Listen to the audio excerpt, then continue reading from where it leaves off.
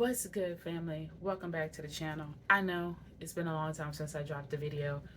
I didn't want to drop too many videos in the first start of the season. It's still an early season. I mean, we're only 5 games in. There are a couple teams who played 6 games. Um, right now, some of the players are already either on planes right now or already to their destinations to they're going all over the place. Cayman Islands, I know, is a big thing right now.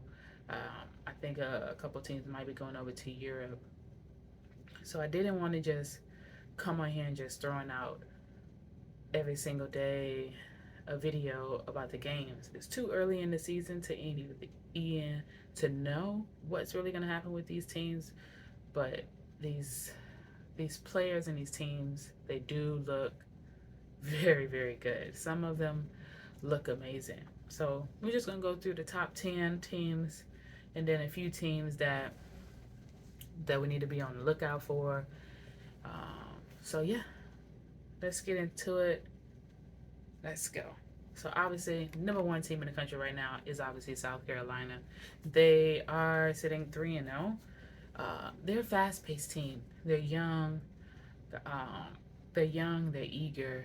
They push the ball. They can shoot the ball. They did have that one game where they wasn't good from the three. I think there was like they're like 0-13, which is not a good look, but they still pulled the game off and won. I mean, they're a great coach team. So anyone who didn't see South Carolina this high in the polls, I don't know what to tell you. Okay, they're a very well coached team.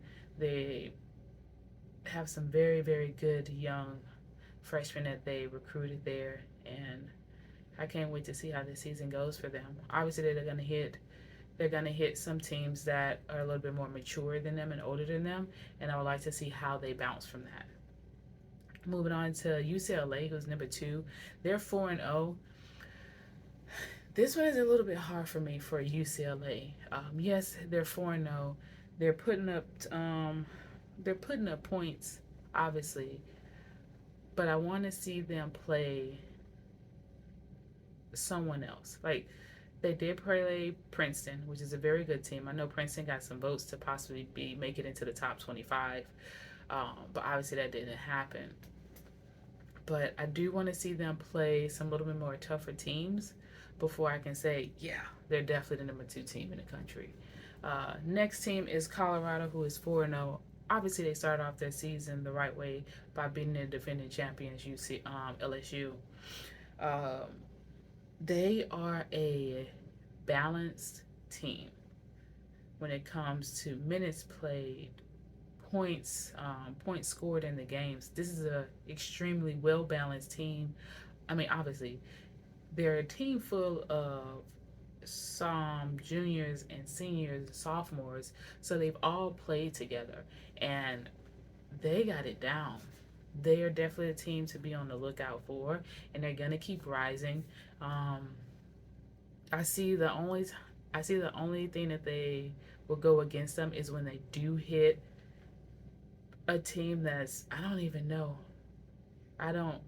They have to play a team that's their match, that's just as well balanced as them, just as physical as them, and then I think we're gonna see probably some of the best Colorado basketball. Number four team is Stanford. They are 4-0. Again, another strong, balanced team. They have a great leader, Anne Brink. Um, she's an amazing player. She leads her team in rebounds, but she doesn't lead her team in scoring. But she's like second on the team in scoring. So she's a great leader for this team, and they're playing very, very good basketball. Um, I definitely can't wait to see where they're going. I would definitely have Stanford probably number two in my opinion, but you know, number five team is Iowa, who is 4-1.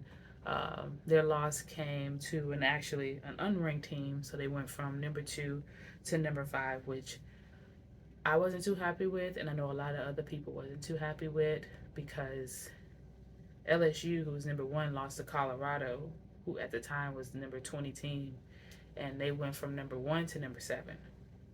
Um, so how they're dropping a lot of the teams is a little bit questionable right now, especially when we talk about another team that I definitely wanted to discuss.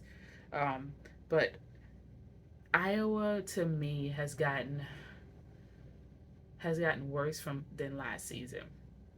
I mean, they only lost one game, obviously, right?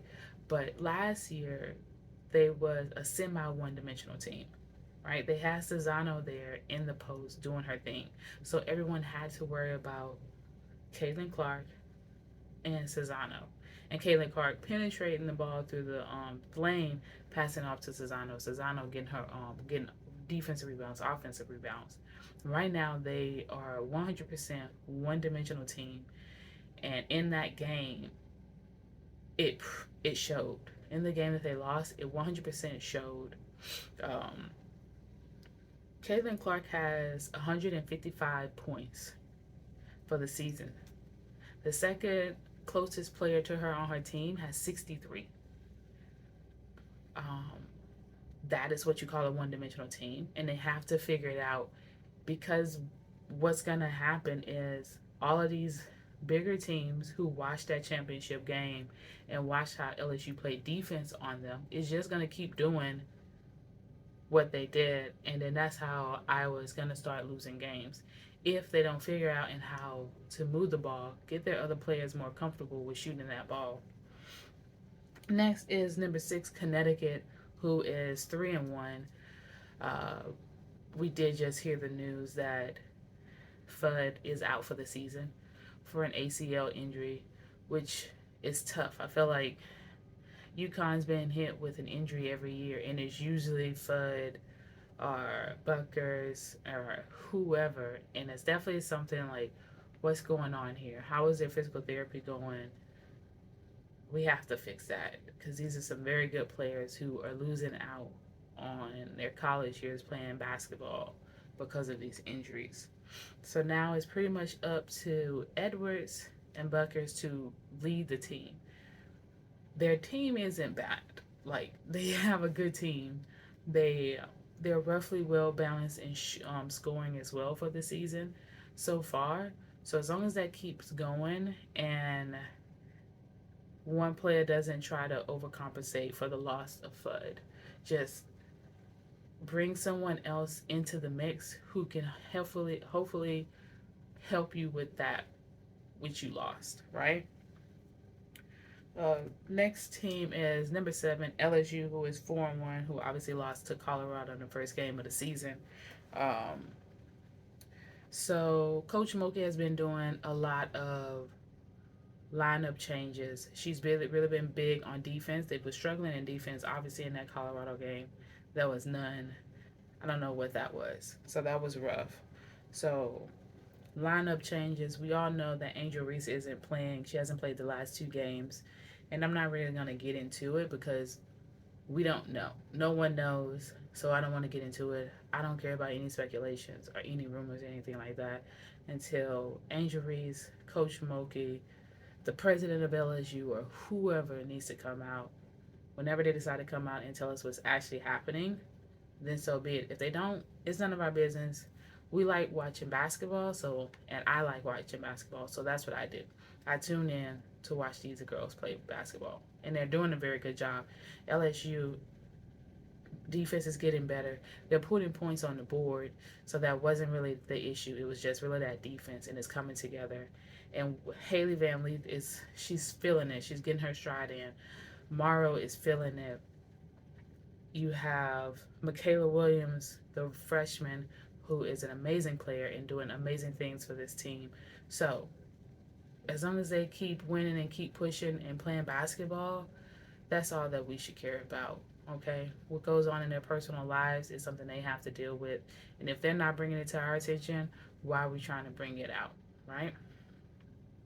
Next team is number 8, UCLA, who is 5-0. I definitely see them moving up. They have amazing freshmen in Juju Watkins, which we all know, right? They are a slightly balanced team, but I like to see them get a little bit more balance. Juju has 100 points on the season. I mean, she had She had a 50-point game, right? She's breaking these. She's breaking all of these records at USC. She's matching Lisa Leslie's records. But I want USC to become a more balanced team. She has 100. The closest person to her on her team has 63, which is not a big difference. But we would like to bring that up and the other numbers of the other players up, so they don't get into the situation where you play a team that has very good defense and they only focus on one player. If you focus your defense on one player, that means that you know that that team is one dimensional. And USC just has to keep proving that they're not, right? They did have a nice game recently that played against Penn State, I believe. The score was 70-71. I believe that game was over like a few hours ago. It's a very good game. I saw it being a tough game, and they was hit with adversity, and they still came out on top. So that's all they got to keep doing, keep pushing, and they're definitely gonna move up higher than the number 8 seed for sure. Number 9 is Virginia Tech, who was sitting at 3-1. They only lost to Iowa, so that's not a really big hit on them. I know in a couple weeks, like the first week of December or something like that, they do have the rematch against LSU because they played LSU in that Final Four, and I think that's going to be a good game because LSU is not the same team they were last year, right? Offensively, they've gotten much better, but chemistry-wise, they're nowhere close chemistry-wise than what they was. And I think that's why Coach Smokey is trying to switch up the lineups, get everyone used to playing with everyone. That way, when someone goes out, there's no issues, right? Because we all know Flau'jae was out sick, right? And they just plugged in Michaela Williams, and Maros played a little bit more, and it kept going. So that is definitely going to be a game to watch because of the different team that LSU is. The number 10 team is Utah, who is 4-1. They lost to Baylor, which we all know Baylor is a very scrappy team. They've been doing really good this season. I think they're ranked number 18 now. So they're not a scrub team. Pele is a great player. We all know that. If you watched the tournament last year, you know she's a great player. You know she's a force to be reckoned with, and she keeps proving it. They are also a well-balanced team, 100% well-balanced team. I would love to see Utah and Colorado game. I don't believe they played yet. I don't think so. So, definitely, that would be a game to watch. It's Colorado versus Utah because Utah has a very, very strong post player, and they're a very well-balanced team and a well-oiled machine. So, a couple honorable mentions. I would like to discuss Tennessee, who's 3-1 but sitting at number 19. They lost to a ranked team. They lost to Florida State. At the time, Tennessee was ranked number 11. Florida State was ranked number 18. Now, Florida State's number 13. So, I'm not quite sure how they dropped so far down in the rankings. That's extremely weird to me. I don't know, maybe I need to read a little bit more to see if I'm missing something, but I don't think I am. I don't think I am. But I do have a couple teams to look out for. Ole Miss, obviously, like Ole Miss is gonna always be on the map as long as they have that same coach there who's got that fire and that tenacity that she puts into her players. Ole Miss is gonna be a team, okay, that everyone's gonna be scared of when they see them on their schedule. Right. Next team is Washington State, who is playing some really good basketball right now. I believe they're 5-0. Ole Miss just recently lost, but they're still that team, right? But yeah, so Ole Miss, Washington State, definitely two teams we need to look out for. They're at the bottom of the top 25, so be on the lookout for them. All right. Just because you see them on your team's schedule, don't be like, I won't watch the game. Watch it. So that's the end of the video. It's a little bit long. I guess that's what happens when I don't post a video for a while. But thank you guys for watching. Like, comment, subscribe. happy Thanksgiving. It is currently Thanksgiving for me. I believe it should be rolling into Thanksgiving back stateside. So peace, love, happiness.